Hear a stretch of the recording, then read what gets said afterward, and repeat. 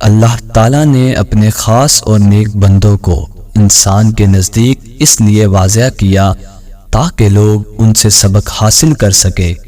ایسے ہی اللہ کے نیک بندوں میں سے ایک نبی حضرت یونس علیہ السلام ہیں۔ آپ حضرت ابراہیم علیہ السلام کی نسل میں سے تھے۔ آپ کو اللہ تعالیٰ نے حکم دیا کہ جاؤ اور لوگوں کی اصلاح کرو، وہ لڑتے جھگڑتے ہیں، ان کو محبت سے رہنا سکھاؤ۔ حضرت یونس علیہ السلام نے اللہ پاک کے حکم کی تعمیل کی اور لوگوں کو سمجھانے لگے کہ پیار محبت سے رہا کرو، اللہ کو حسن و سلوک بہت پسند ہے۔ پر وہ لوگ نہ مانے اور حضرت یونس علیہ السلام کی توہین کرنے لگے۔ پھر بھی اللہ کے نبی نے سالوں سال محنت کی اور ان کو سیدھا راستہ دکھانے کی کوشش کی، پر وہ لوگ نہ مانے اور آپ کا مذاق بنانے لگے۔ آخرکار اللہ کے نبی نے فرمایا کہ تم لوگوں نے اللہ کا حکم نہیں مانا، بہت جلد تم لوگوں پر اللہ کا عذاب نازل ہوگا۔ اور یہ بول کر حضرت یونس علیہ السلام اس بستی کو چھوڑ کر چلے گئے اور دل میں سوچنے لگے کہ یہ لوگ نہیں سدھرنے والے۔ حضرت یونس علیہ السلام نے اللہ کی اجازت کے بغیر ہی بستی کے لوگوں کی اصلاح کرنا چھوڑ دی۔ کچھ ہی دن گزرے تھے کہ آسمان پر ایک بڑا سا بادل بن گیا جس میں آگ کے شعلے اور بجلی چمک رہی تھی۔ جب بستی کے لوگوں نے یہ سب دیکھا تو وہ لوگ سمجھے کہ شاید قوم لوط کی طرح ہم پر بھی عذاب الہی نازل ہو گیا ہے۔ وہ لوگ گھبرا کر اللہ کے سامنے ہاتھ جوڑنے لگے، دعائیں مانگنے لگے اور کہنے لگے یونس سچا تھا اور اس کا اللہ بھی سچا تھا، ہم نے اس کی بات نہیں مانی اور اب ہم پر اللہ کا عذاب آ گیا ہے اور ہمیں اب کوئی نہیں بچا سکتا۔ اتنے میں ایک شخص نے کہا چلو اللہ سے اپنے گناہوں کی معافی مانگتے ہیں، وہ ہمیں معاف کر دے گا۔ سب لوگ زمین پر ہاتھ جوڑ کر بیٹھ گئے اور اللہ سے رو رو کر دعائیں کرنے لگے کہ یا اللہ ہمیں معاف کر دے، یا اللہ ہمیں معاف کر دے۔ 3 دن تک اللہ سے دعا مانگتے رہے۔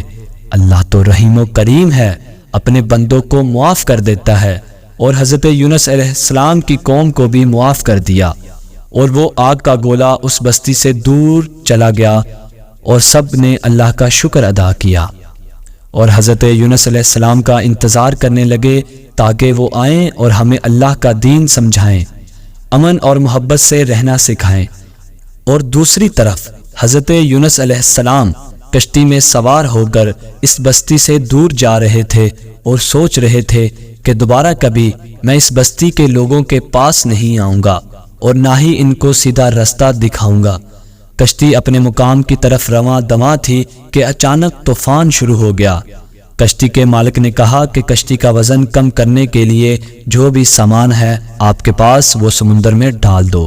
سب نے مل کر سارا سامان سمندر میں ڈال دیا، پھر بھی وزن کم نہیں ہوا اور نہ ہی کشتی سنبھل سکی۔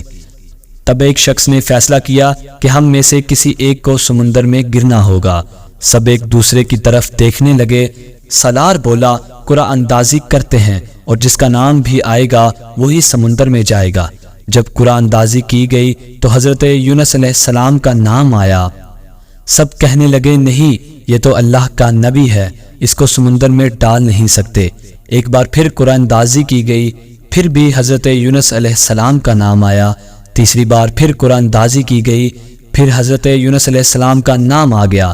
تب حضرت یونس علیہ السلام سمجھ گئے کہ یہ اللہ کی مرضی ہے اور یہ سوچ کر وہ سمندر میں کود گئے۔ اللہ نے ایک مچھلی کو حکم دیا کہ جاؤ اور میرے نبی کو اپنے پیٹ میں رکھو۔ مچھلی نے حضرت یونس علیہ السلام کو نگل لیا۔ حضرت یونس علیہ السلام جب ہوش میں آئے تو ان کو پتہ چلا کہ وہ مچھلی کے پیٹ میں ہے۔ حضرت یونس علیہ السلام اللہ سے باتیں کرتے ہیں کہ اے اللہ مجھے معاف کرنا، میں وہ کام نہیں کر سکا جو تو نے میرے ذمہ لگایا تھا۔ حضرت یونس علیہ السلام سنتے ہیں کہ ان کے ساتھ ساتھ مچھلیاں بھی اللہ کا ذکر کرتی ہیں۔ حضرت یونس علیہ السلام کو 40 دن مچھلی کے پیٹ میں گزر گئے۔ ایک دن حضرت یونس علیہ السلام کو خیال آیا کہ اللہ کو اس کی سب سے محبوب چیز کا واسطہ دو، پھر اللہ میری دعا قبول کرے گا۔ تب حضرت یونس علیہ السلام کو یاد آیا کہ میرے دادا ابراہیم نے اپنے اولاد کو بتایا تھا کہ یہ کل کائنات محمد کے لیے بنی ہے۔ پھر حضرت یونس علیہ السلام نے دعا کی کہ اے اللہ اپنے پیارے نبی حضرت محمد صلی اللہ علیہ وآلہ وسلم کے صدقے مجھے اس قید سے رہا کر دے۔ اللہ نے حضرت یونس علیہ السلام کی دعا کو قبول کر لیا اور مچھلی کو حکم دیا کہ جا اور میرے نبی کو خشکی کی طرف رکھا۔ وہ مچھلی خشکی کی طرف گئی اور حضرت یونس علیہ السلام کو مچھلی نے خشکی پر اگل دیا۔ اتنے دن مچھلی کے پیٹ میں رہ کر حضرت یونس علیہ السلام کا پورا جسم سوج گیا اور دھوپ برداشت نہ ہوئی اور آپ کا جسم جلنے لگا۔